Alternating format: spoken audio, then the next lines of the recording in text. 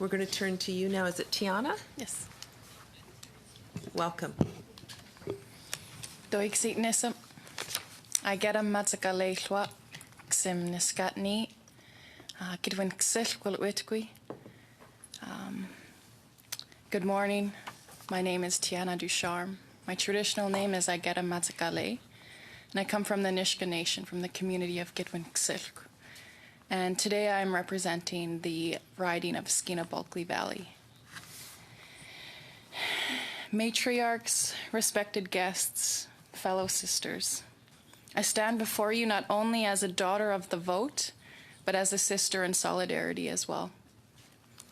As an Indigenous woman, it is an honor to be here, to be sitting amongst each of you. It is also a kind of honor that carries a lot of responsibility.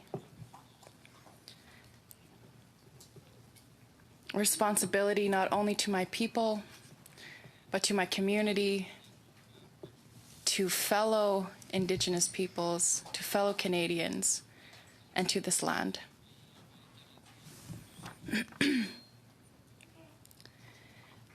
Instead of talking about the last 100 years of struggles, I'd like to shift the conversation, and I want us to talk about and explore the next 100 years of possibility, the next 100 years of revolution, and let's take a moment to imagine this revolution being led by women.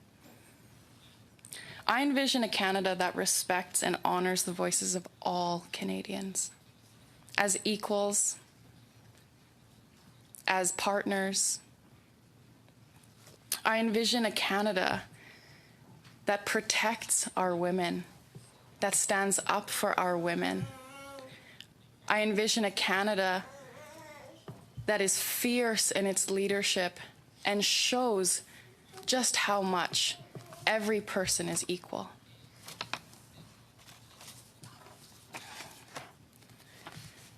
I want to talk to you today about the intersections between land empowerment and women's empowerment.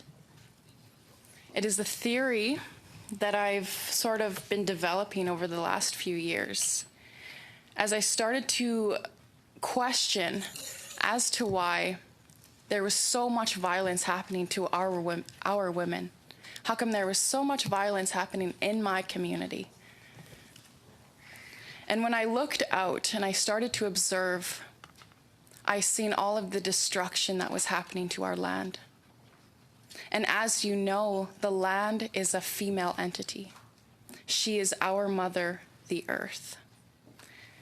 So as long as Canada allows and permits violence against the land, that also gives way and gives permission for the perpetuation of violence against our women.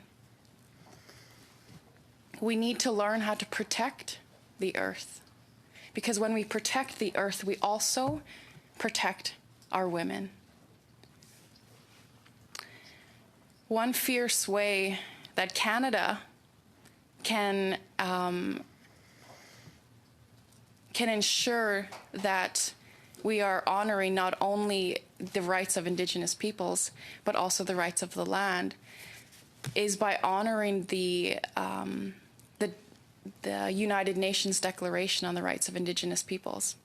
I know that Canada is making efforts in implementing this declaration, but we need to start really putting effort into this. When we talk about truth and reconciliation, we're not at reconciliation yet. We're at truth-telling. We're at a time when you allow space to welcome us here to tell you our truth. And through that, we will reach reconciliation, but we're not there yet. So I encourage you, each of you, to go back into your communities, go back to your leaders, and to start asking them questions about how are they, in their own roles, contributing to the implementation of the UNDRIP? How are they contributing to truth-telling and to reconciliation? Thank you very much. Gebitlet. Miigwech.